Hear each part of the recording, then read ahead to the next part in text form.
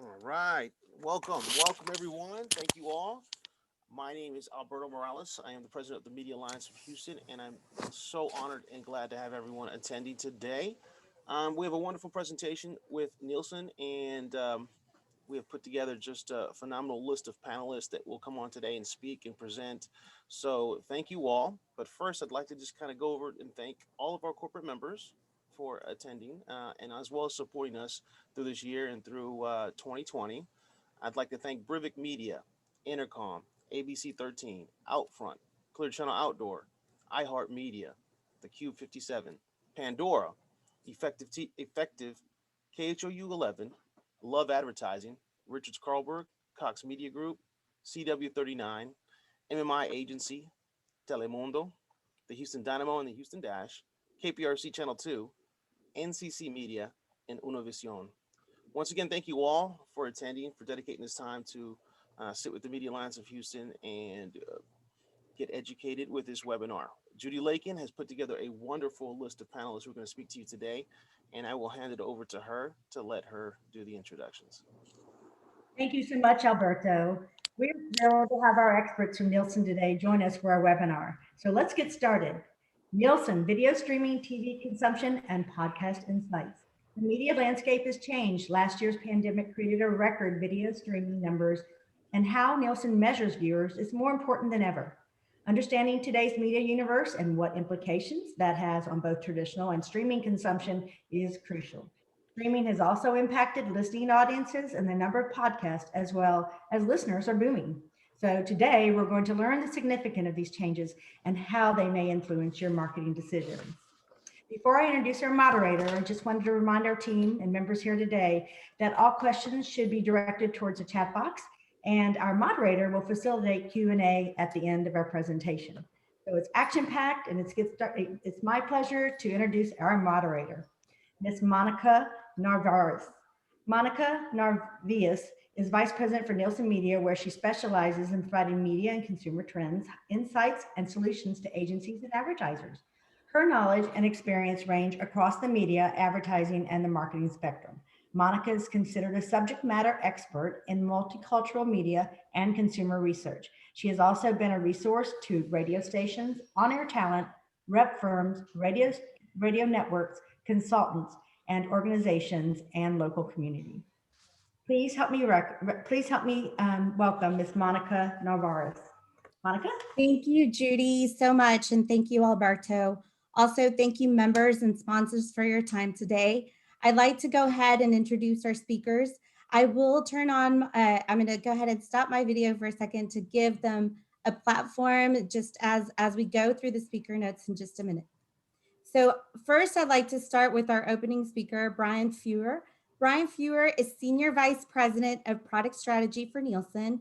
In this role, he is responsible for guiding, and also he is responsible for all of Nielsen's national and cross-platform television audience measurement initiatives, supporting major media clients, digital companies, MSOs, MVPDs, and advertising agencies.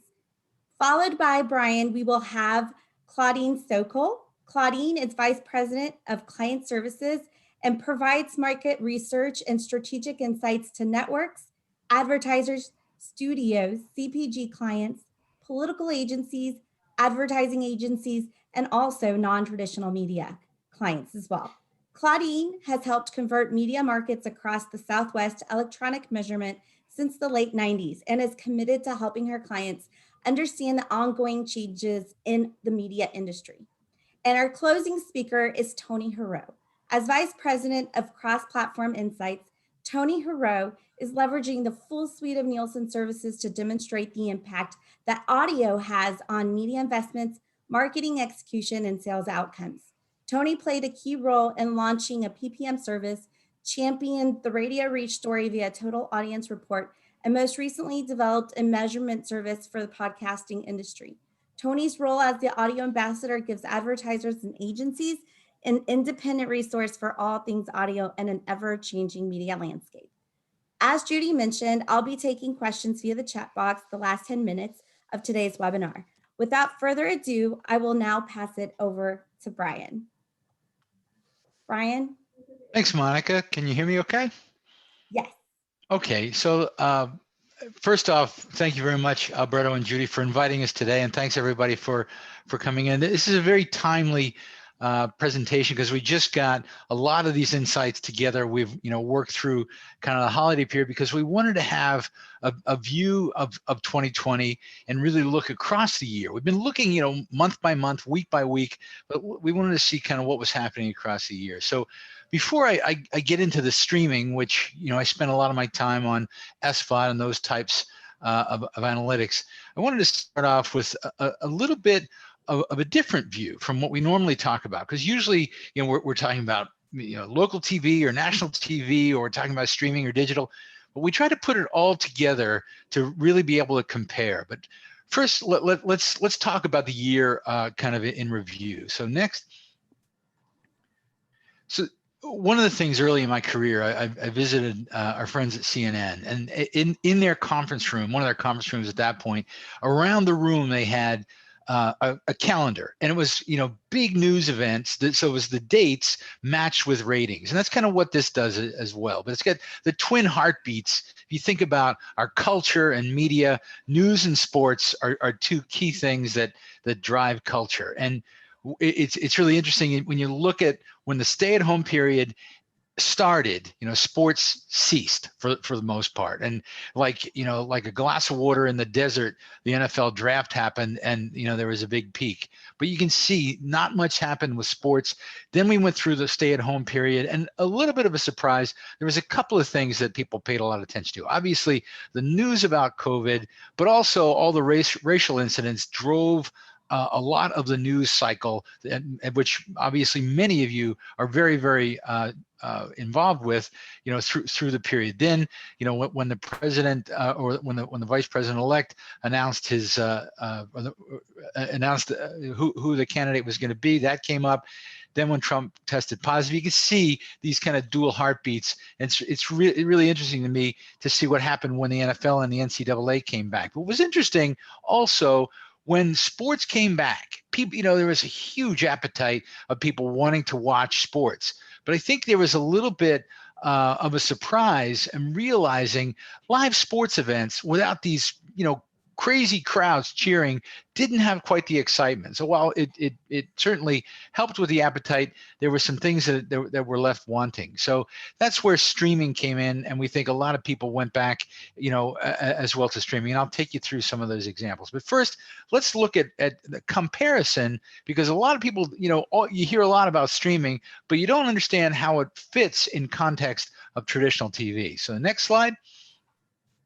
I apologize for this horrible Pepto-Bismol color, but it's going to get overwritten here shortly. So this is a daily view from February till beginning of December of total usage of television. So this is every type of everything that people use their TVs for. And I'm going to break out the different categories, but the next slide really lays out the example that it's really important to understand, because the news mostly has been, streaming now accounts for 23% of television time. Well, what you don't hear is, well, that's true, but 74% of television time is linear television. So it's still, a big part, and the vast majority of minutes that are spent on TV, although it is certainly being impacted by these new platforms. Next is nonlinear streaming. I'm putting this data together a little bit differently because I want to illustrate a really important point. Nonlinear streaming is exactly what you'd expect: SVOD, AVOD, those kind of things, that those offerings, and I'll go into them in a little bit more detail. But the next layer, if you go to the next slide, is the one that I think we really need to keep an eye on, and one that's made a real jump during the stay-at-home period. I'll explain why that is, but what this is, it's people watching linear TV through streaming. And so it's in addition to the blue component, this really layers in these, whether it's the MVPD app, Spectrum, or Xfinity, or Sling TV, or any of the other, the virtual or digital MVPDs, ways that people can get linear TV through streaming. And it again, it took a big jump during the stay-at-home period, and we expect it to continue for a couple of important reasons I'll go into in just a minute. Next. So that was kind of the linear view. Now let's jump into streaming. One of the most important things that we observed during the stay-at-home period, and we really looked at the media lab, if you will, of St. Patrick's Day to Easter Sunday. That's when everybody was at home streaming and didn't have a lot of sports. Obviously, news was in there as well, but people wanted to see other things. What happened during that period is not a surprise. A lot, people streamed more. The people that were streaming before streamed more, but the most important kind of observation is people that were unable to stream figured out a way to stream, whether it's technology, enabling their smart TV, buying a device, and credentialing with new streaming capabilities, whether it's Netflix, Amazon, whatever it might be. The difference is when we came out of the stay-at-home period, when things kind of modulated back to what was more normal from media consumption levels, what we saw was the people that streamed before kind of went back to their pre-COVID levels. What happened, and we think it's really important when you think about linear TV in particular, older demographics that previously hadn't streamed a lot, they just kept on streaming. Now, it's not to say they didn't go back and, to sports and news kind of coming out of that, but the important point is they enabled streaming. And once you've crossed that bridge and kind of put the plumbing in to do it, it's going to have an ongoing impact. And we'll give you some examples here. But now, by far, the most streaming is done by older demos, and usually actually the 55 plus demo has consistently won a lot of weeks. And in December, it came in second to 35-54, but we see that as the increasing demo of streaming and something to keep in mind. Next. So a couple terms real quickly, as I go through the next set of data, how we've defined this. And, you can debate different ways to put it together. SVOD, a video streaming service that requires a subscription. AVOD, free but has ads. And I like the FAST term, free ad-supported TV delivered by an app. And then the MVPD, cable company and virtual cable company, linear TV that's available streaming through an app. So these are the three groups as I go through the next couple of slides, just so you understand kind of what I'm referencing. Next. So first, let's talk about what the big sources are and how they change. And there's two things I want to point out here that I think are really important. One, when I first started breaking out these share reports, Netflix was about 50% of overall streaming. And as you can see, year over year, their share gets less and less. The minutes year over year have gotten larger. It's a smaller piece of a bigger pie, but the implication here is fragmentation is happening in streaming exactly how it happened on traditional TV, with more and more cable networks. A lot more entrants, and obviously with, new services like Peacock and HBO Max, and the AVOD services like Tubi and Pluto and Zumo and, all of those services, they're having a bigger and bigger piece of the pie as we go through. And I'll show you some examples. But the point is, what we went through in traditional TV is exactly what's happening in the streaming world. And the biggest impact, as we look back over the past year, has been Disney Plus. And the reason it had a big impact is Disney Plus, or I should say the Disney company, had some of the most viewed assets on Netflix, and they pulled them over, and a lot of their viewers went with that as well. The interesting kind of experiment that's happening right now is Peacock has pulled the most viewed program, not to give a spoiler alert, most viewed program off of Netflix and pulled it over to Peacock. So we're going to see if the Office can do for Peacock what a lot of these kids titles have done for Disney Plus. Next. So this is just a quick view, and this is important to point out because as you see, when we look at these services by the audience composition, what's really, really different is when you compare total US, by the way, that's the total US UE, and compared to total streaming, you can see they look a lot more alike than linear TV does.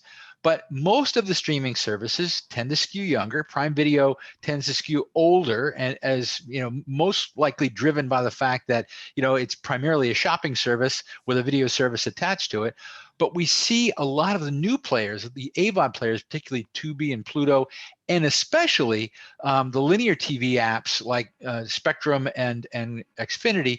They look a lot more like linear TV, so they tend to skew much older. The implication there is what we believe is as the older demos have started to stream, they might be a lot more price sensitive. So some, a free AVOD app that doesn't cost anything, might be a lot more appealing. And, older demos like myself, we're a lot more used to watching ads, as kind of the payment for video. So as we're going to watch those as they emerge and we start to report more on them, we know that they're going to have a different audience composition.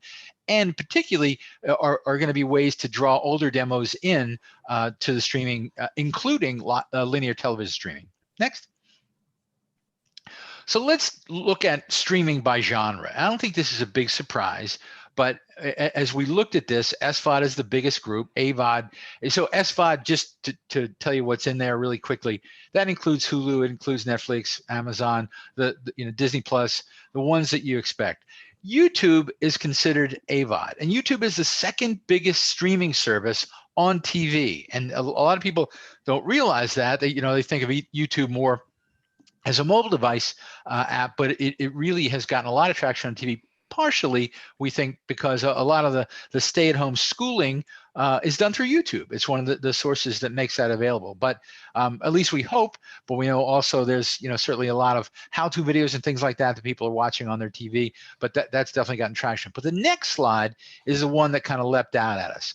What we did was we took the big five out. So Netflix, Amazon, Hulu, Disney Plus, and YouTube, and looked at the genres after we did that. And the biggest usage genre is live television after we do that. So that's how we know things, are shifting around. And what we do know is, some of the cable companies made a decided effort to say, hey, we want to make our streaming apps really appealing. So we'll give you money back if you bring back your set-top box and only stream, only use the app. And we know that some also, relaxed maybe the security a little bit during this period. So we see more and more testing of the linear TV. It's important because we know streaming is not just Netflix anymore. It's a lot more, and it's potentially the way a lot more TV is going to be consumed.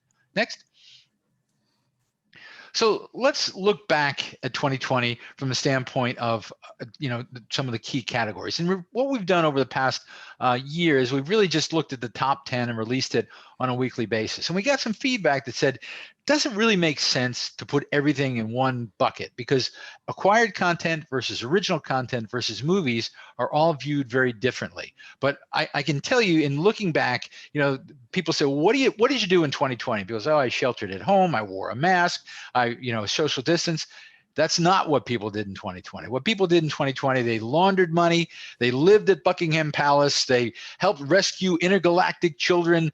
But the number one thing that they did in 2020 more than anything else is they hung out with Jim and Pam and made fun of Michael. And I'll show you what I mean by that. Number one program through the year, Ozark, from an original perspective, was Netflix's Ozark. It was really interesting because two programs who were inordinately affected by the stay-at-home period, the really intense period. Ozark had a couple of weeks, over 5,000 minutes of viewing in 1 week. Tiger King in particular was the one.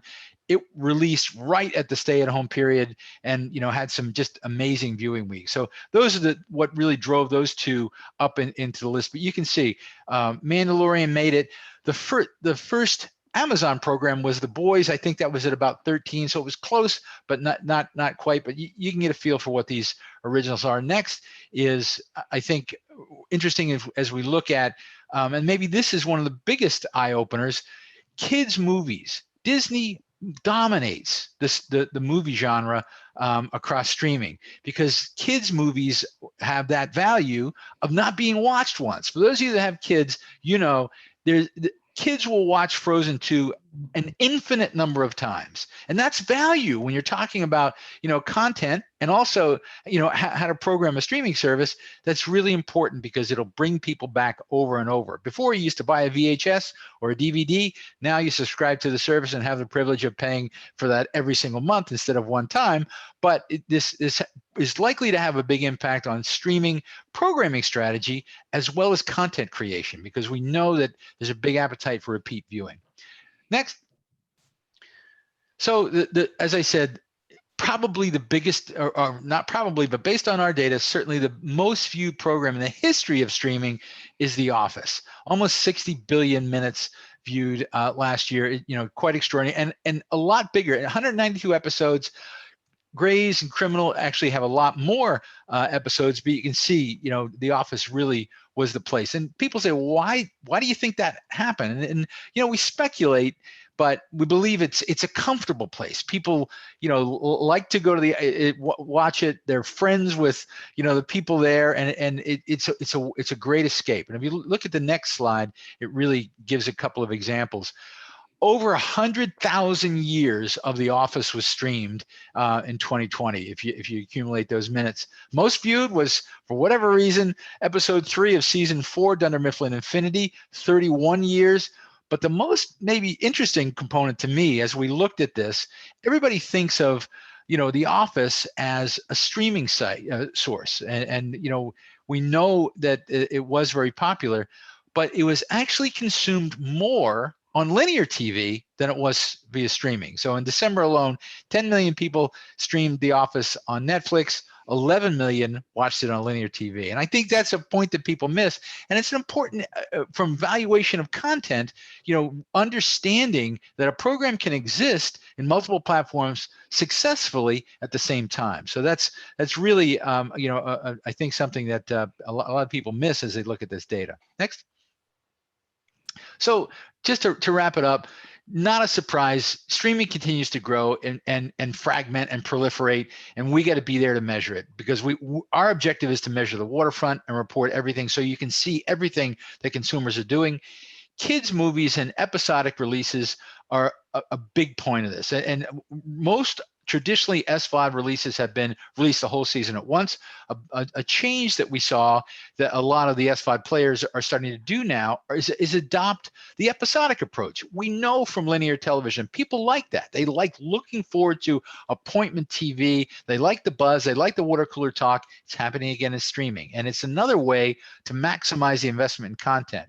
Share shift that I talked about during the stay-at-home period is really important, because older demos enabled streaming, and that's going to be an important way to reach them. In 2020, it was as tumultuous in streaming as everywhere else. Companies are making big bets. You heard probably the Warner announcement about bringing their cinema movies directly to HBO Max, the Peacock launch, all the strategy changes there. Everybody is looking at this closely and trying to decide what the definition is for success. I will say, I think Disney Plus made some spectacular moves, but it's going to be, consistent across everybody. Everybody's learning. Nobody has this, completely wired yet, and it's going to be another year of great change. So with that, I'll turn it back, and thanks for your attention. Thanks, Brian. You guys see me? Great. Okay. Hi. Thanks, Brian. We've all seen interesting and sometimes incredible, impressive, videos on social media. Brian talked about the streaming move and everything else, but overall, we've just changed how we are doing locally in our measurement. Next slide, please. I love this slide because it really explains the complexity of the media universe. And as you can see here, we've definitely grown more and more complex. During the pandemic, we have definitely seen a lot of shifts, as Brian's explained, but now I want to look specifically at Houston. Next, please.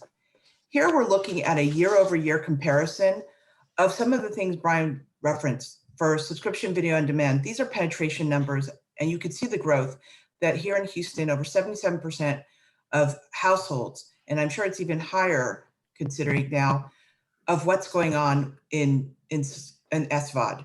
And to his point, Netflix remains our behemoth here in Houston. But I want to also point to the 42% of internet connected devices. These are your Apple TVs, your Chromecast, your Fire Sticks, your Roku. This doesn't even include all the smart TVs.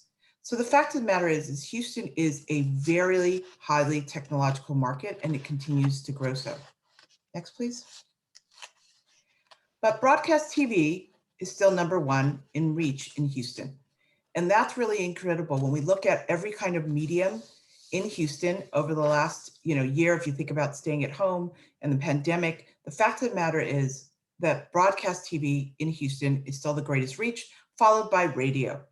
And the fact of the matter is that we know that even though there's a lot of streaming going on, people are still engaged in their local televisions. They're very involved. Next, please. Here we're looking at our local ad intel report is saying, so where are people spending the money for local ads here in Houston? 73% of all local advertising dollars across mediums were spent in spot TV in Houston. And you could see here, December 2019 was really a big push up, and that's, I guess, the startup where we started seeing a little bit of political. We saw in January and February, and even in March, it still stayed pretty consistent. But then we saw that first initial drop from COVID and people pulling back advertising. A little bit came back in May when we thought the first wave was going down. But then again, here you see June and July, we saw a little bit of a drop again. But one thing that's consistent in all of these situations is that people still spent money in television. And that kind of gives to the thing because that was where people were. They were at home, they were watching a lot of content, and they're watching a lot of local content. Next, please. But now the biggest change that's about to come to Houston and to other markets across the country remains inclusion of these broadband or cord cutting homes into the DMA. And this will start happening in Q2 of 2021. Next, please. Houston is in the rankings of markets is number 8 in the top 10. And in the last few years, we've definitely increased with our local transformation, the panel and how we measure Houston. Currently in Houston, we have over 700 local people meters providing 24/7 direct persons and household information from the local Houston market. We've augmented that with 900 portable people meters. So these are how we measure for radio in 44 of our markets. And here in Houston, we've been able to almost more than double our 900 portable people meters with our local people meters. Additionally, we introduced about 2 years ago, also digital television ratings, which provides impressions from non-Nielsen households of being viewed on different apps that are going to be added to the currency for our measurement here in Houston. But what I want to pull through is that almost 14% of households in Houston are broadband only. And not to include them was really missing a huge amount of viewing and people. But by adding those households, we're actually increasing the size of the Houston market by over 7% increase in intelligent households. Next slide, please. So what are broadband only homes? Well, broadband only homes are homes that do not have a traditional cable or satellite or a digital tuner to get content. So we've always been measuring cable and satellite homes or over-the-air post-digital transition with a digital tuner that receive over-the-air only broadcast channels or not wired for cable. In 2013, in recognition of what was happening in the industry, we added broadband only homes. However, at the time, there wasn't a lot of digital content. It was almost non-existent of local content. So in 2014, we removed it from the local samples. Now, in the last few years, this has grown exponentially. Nationally, broadband only is almost hovering at over 16%. Locally, like here in Houston, where it's almost 14%, we've had markets that are either 10 to actually 25% broadband only. So it's become a situation where we can no longer ignore these households. And the fact is, and as Brian referenced, a lot of them are watching local content or linear content digitally.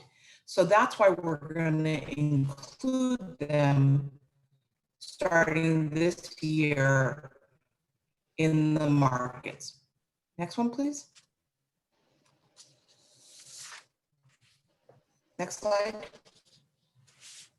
In all of our 56 electronic markets, local people meter markets, and our set meter markets, we are going to integrate broadband only homes effective with Q2, April of 2021. So all broadband only homes that have a virtual MVPD that carry a local signals will be included. The remaining broadband-only homes that perhaps get their content through a smart TV or an internet-connected device or a virtual MVPD that doesn't carry local stations will be subject to a tuning test. As I mentioned, everything will start in April. Now, as of September 2022, all broadband-only homes across all 208 markets will be automatically included in the sample. So we're going to have about 18 months, where we will be having to do this evaluation of which broadband-only homes will be integrated. Next slide, please. So broadband-only homes that have subscriptions with a virtual MVPD that have subscriptions to Fubo TV, Hulu Live, YouTube TV, AT&T Now, or formerly known as DirecTV Now, will automatically be included in our sample here in Houston, as in across all of the electronic markets. However, these are situations where they're all carrying your local broadcast or local cable regional. It's the same exact feed as their linear or what they send out to the cable and satellite companies. Those homes will automatically be included. The ones that might have Philo TV, Sling TV, or now soon to be discontinued AT&T Watch TV, those ones will be subject to a tuning test because these all are virtual MVPDs that actually do not carry local broadcast channels that are available in the markets. Next slide, please. So how can homes in Houston that are broadband-only homes that do not have a virtual MVPD, how can they access local content? Well, there's a company called Locast, which is currently in 21 markets and is expanding. Locast allows you to have access to your local broadcast channel signals and content via an IP address. So for approximately $5 a month, you can get all your local channels through an IP address. You don't need a tuner or anything else. So they're carrying 100% of the content because they pull the signal off the air. Then companies like CBS All Access, NBC Everywhere, things like that, where they take the local affiliate complete programming and commercial content. There's also Amazon Prime Thursday, where they pick up the local content. You also have local station feeds. So for example, you can go out on your smart TV or through your internet connected device to your local affiliate here in Houston and across the 56 electronic markets, and you can watch in real time a simul stream of what they're actually carrying linearly. And in the 44 markets like Houston that have the portable people meter, our portable people meter or PPM panelists are able to record away from home. So perhaps they're being exposed to local content away from home at work, commuter, when this is lifted, maybe more at airports, sports bars, etc. So the fact is that in all these situations, as long as they're accessing a cumulative 5 minutes, they can be included in our panel. And once they qualify, once that 5-minute threshold has been met, they're in our panels for the duration of their time in our panel. So you don't have to keep requalifying to be part of our panel. Next slide. So that was for the electronic markets. For any of you that subscribe to any other types of markets, like our former DARI markets known as return path data or RPD plus markets, that's a little bit different and easier. We're actually in the midst of including them here for our January survey. There is no qualifying to be involved. Our broadband only universe is measured the same way we do for other types of households. There's no tuning test, as I mentioned, and all the broadband only homes are included in our DMA universe. And for both our electronic markets like Houston, as well as for our RPD plus markets, we have produced impact data. And that impact data basically allows our clients to be able to project and to look at directionally what the numbers would look like in the past so that they can project for the future with broadband only households. Go ahead, next. So an interesting thing when we talk about broadband only, one of the biggest things that are happening is that we've also at the same time, as we look at broadband only homes, and we've talked about digital impressions being included, is this industry move towards impressions. And that's where we've seen a lot, whether it was announcements by NBC or others in the last few years, the industry overall has been moving slowly towards impressions. Go ahead, next. And what we see is that impressions is really the best way for cross-planning, because impressions as a metric allows you to remove the silos that are currently isolating you from being able to look across media. So for television, we have ratings, and for audio ratings, digital might have uniques, OTT and outdoor have a different. But everybody knows about impressions, about eyeballs. So when we move to impressions, we're able to really do true cross-platform and also actually see the true strength and reach of the mediums. Go ahead. So when we move to impressions, we can simplify how we evaluate the platforms. And there's a lot of programs out there that might not reach up to a 0.5, a 0.5, which is an average, gets rounded to a 1. And so what happens is you see hash marks. Oh, nobody watched, but we do know people watch. And so it's easier also for our local clients to really show the strength of their programming. Because after all, based on rounding, a 1 impression could be as high as 8,000 viewers, 2554, or as low as 4,000. It all depends on the universes. But when we look at impressions, we really understand. So the question I always get is, how do you really evaluate what is a TV impression and the value to a digital impression and such? It really comes down to us, for us, is time spent. So is a digital a 2 to 5 second qualifier, a 5 to 10 second? Is it a 15 second? TV for local is a quarter hour, like audio measurement. National is an average minute. So you really have to see how to make it an apples to apples comparison is by also looking at the qualifier of time spent. Go ahead.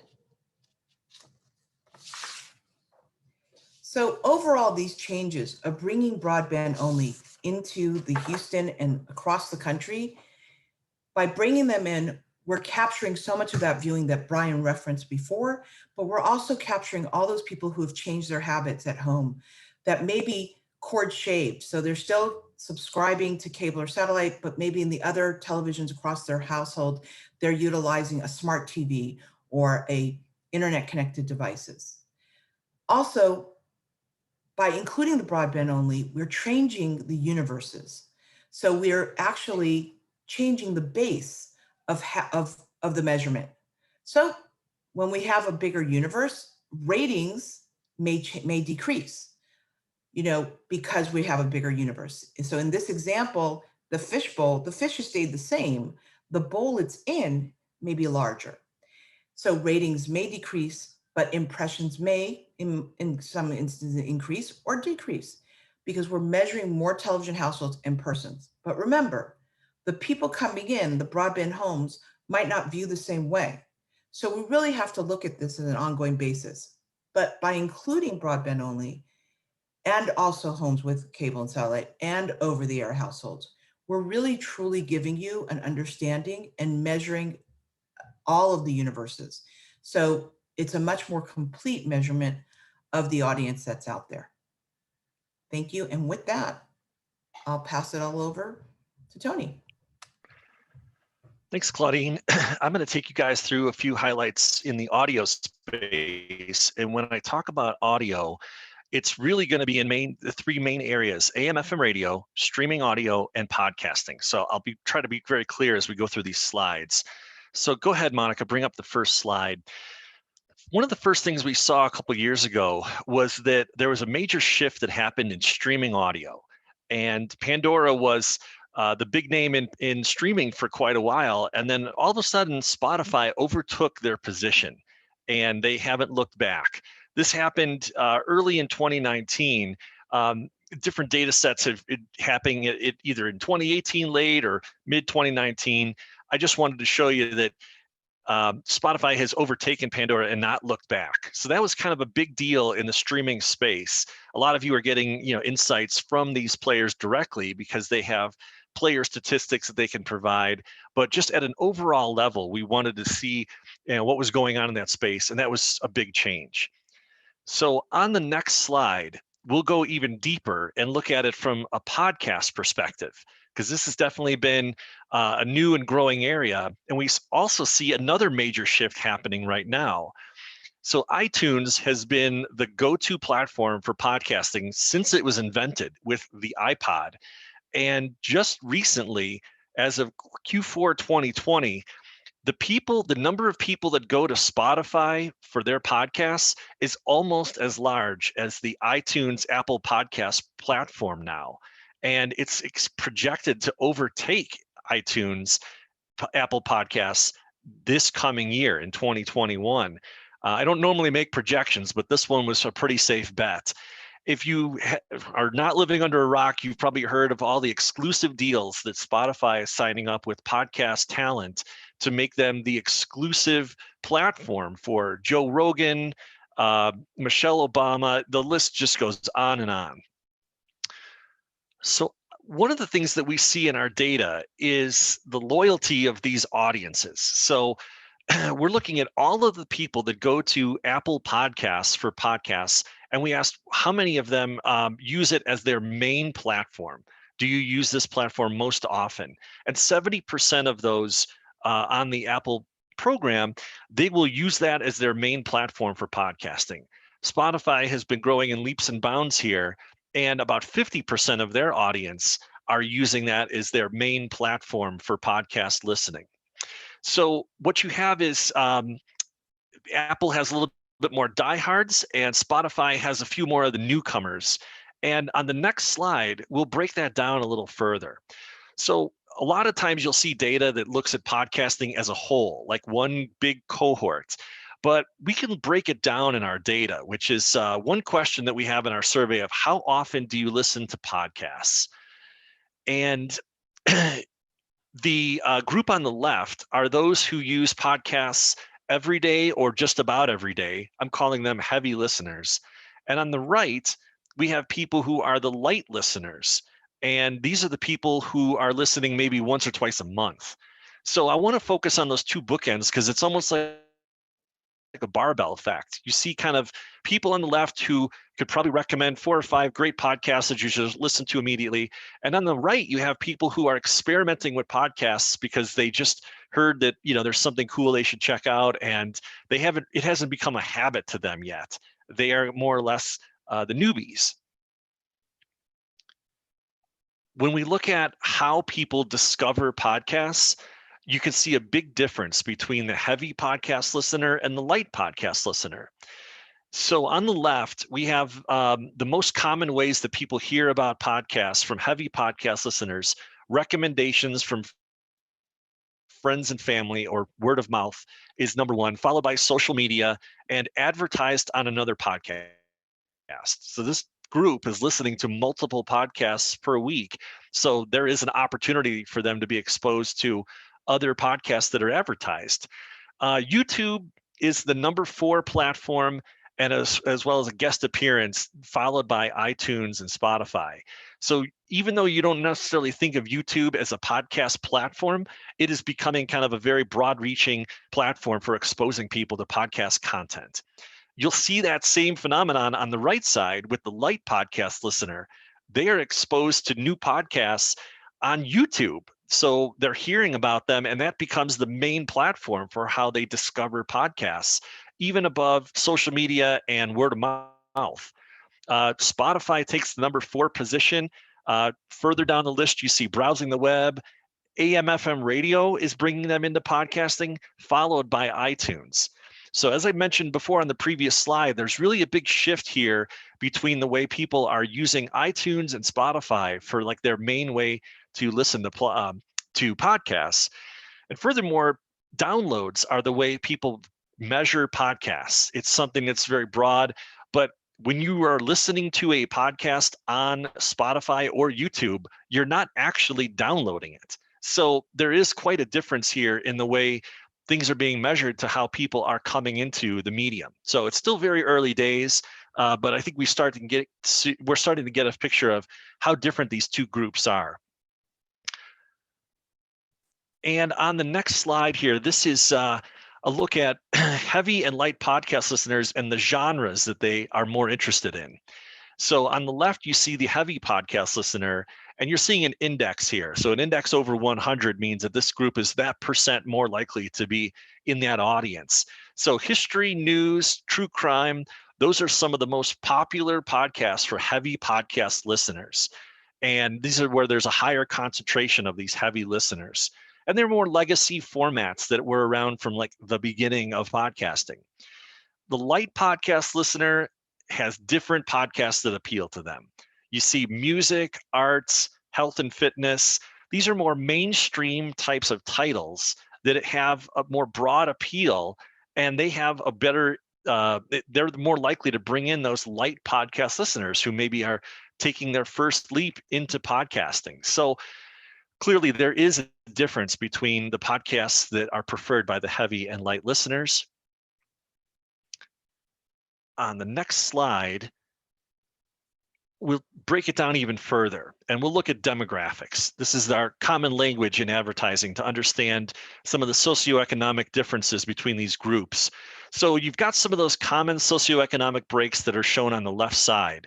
And then each one of these columns are different groups of people. So the first column here is the US average. I just want to use that as a benchmark for basically all adults in the US. And then the green column there are the podcast listeners. So if we look at anybody who listens to podcasts, we can start to see some differences here. They tend to be younger. They have a younger median age at 38 than the overall in the US at 48. The podcast listener is in a high income household, more likely to be pulling in around 82 grand a year versus 63 grand as the norm. More likely to have larger household sizes, more likely to be educated with kids, millennials, white collar. They tend to skew a little bit more male, and they are less likely to be homeowners. So we're talking about a younger, affluent, wealthy subset of podcast listeners. But if we break that down even further into the light and heavy podcast listeners, you start to see even more differences. And I just went ahead and shaded anything I thought that stood out. So we'll start with light podcast listeners. These are the ones that are more or less new to podcasting. Large household sizes, likely to have kids, more likely to be female than overall podcasting listening, and they're more likely to be homeowners. So that's why the Kids and Family podcast resonated with this group. On the right side, you see the heavy podcast listeners. They have the youngest median age, the highest household income, more likely to be college educated, more likely to be millennial, white collar, and male. So that's why some of those more male skewing formats like sports or history, that's why it resonates with this group. So now you can get a better sense for not just who the podcast listeners are, but really can start to segment the audience with this data. And on this slide, we're going to look at what's more important to this crowd, which is advertising on podcasting. And we ask a number of questions in the survey of what actions have you taken as a result from hearing an ad in a podcast? And the light user scored, as you can see on the left there, in blue, but the heavy users scored higher in every category, were represented in purple. So whether it be visiting a website for more information, visiting a website to make a purchase, higher scores for the heavy podcast listeners. That means that the more people listen to podcasting, the more they're actually better consumers for the podcast advertising. Same with visiting a retail location, calling a phone number, driving them to retail, same thing happens. So it just means that when you're advertising, those heavy listeners that are driving more of your impressions, they're the ones that are the more likely to take action from the podcast advertising. And that's why they're so important to look at. I am going to just kind of wrap this up, and then we'll get into Q&A. I know there were some questions that came in that I'll address, but just to take a step back here and zoom out our lens here and look at the audio spectrum, it's really the AM/FM audience that still drives the broad reach.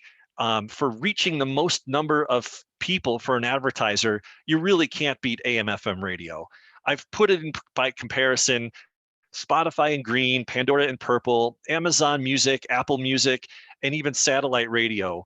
And again, podcasting is a subset of many of these platforms. But if we just look all in at anybody who uses these platforms on a weekly basis, whether you're looking at 18 to 34, 25, 54, or even older demos, you really can't beat the reach that AM/FM radio has on a weekly basis. So to bring that all back home here, I just wanted to look at the overlap of this audience. And this is something that it's important to look at when, like Claudine said, when you break down the silos, you can really see some some magic starting to happen here. So what I've done here is I've looked at the combined audience of AM/FM radio and streaming. So the exclusive audience to AM/FM radio is represented in blue. The exclusive audience to streaming is represented in yellow, and where they overlap is purple. So the overall reach of AM/FM radio on that first bar of 18 plus is really, if you add those two numbers together, the blue and the purple, it's around 88, 87%, meaning that AM/FM radio reaches that many people. And streaming, if you add in the purple and the yellow together, it's around 30% per week of people that are reached by streaming audio. But it's not an either or. And when you look at the data individually, people can come to that assumption that, well, more people are listening to streaming at the expense of radio. And what we're really seeing is there's a tremendous overlap, that people are using both streaming and AM/FM to enjoy their audio entertainment. So really the net is that streaming really only adds about a 3% incremental reach to the AM/FM audience. If we look at it by demos, you see some big differences with the younger demos. There's more overlap. There's a greater incremental reach with 18 to 24, 25, 34. And this just underscores why all of you are considering streaming in your media plans, because it helps bring in those younger demos. And I really think that using all forms of audio entertainment for advertising lets you reach people in different ways and in different manners. It's really not a zero-sum game where it's one versus another. It's really a patchwork. So with that in mind, I'm going to address two questions that came in here. This one is regard to how do the users' data for Pandora and Spotify and Apple Podcasts, Spotify Podcasts change by age demographic? So you'll have to ask those providers specifically for that. But in the data that we provide, you can see generally that Pandora has some of the strength. And if you don't mind, Monica, just back up 2 slides to the demographic breakdown that is on this slide right here. I'll just call out some nuances to, just go one prior to that.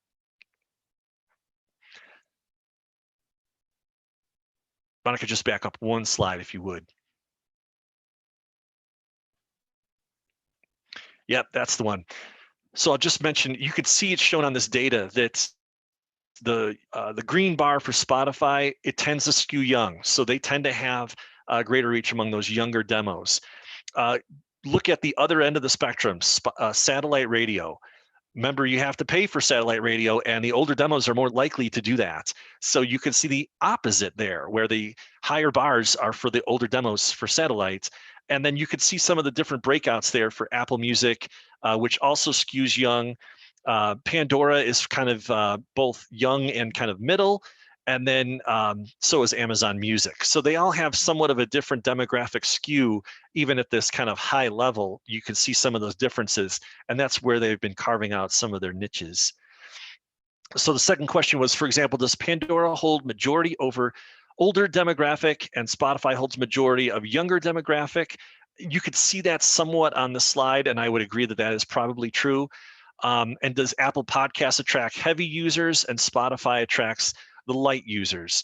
And we saw that on some of the earlier slides, that Apple has, being the incumbent, they still have many of those heavy users because that's what they started using.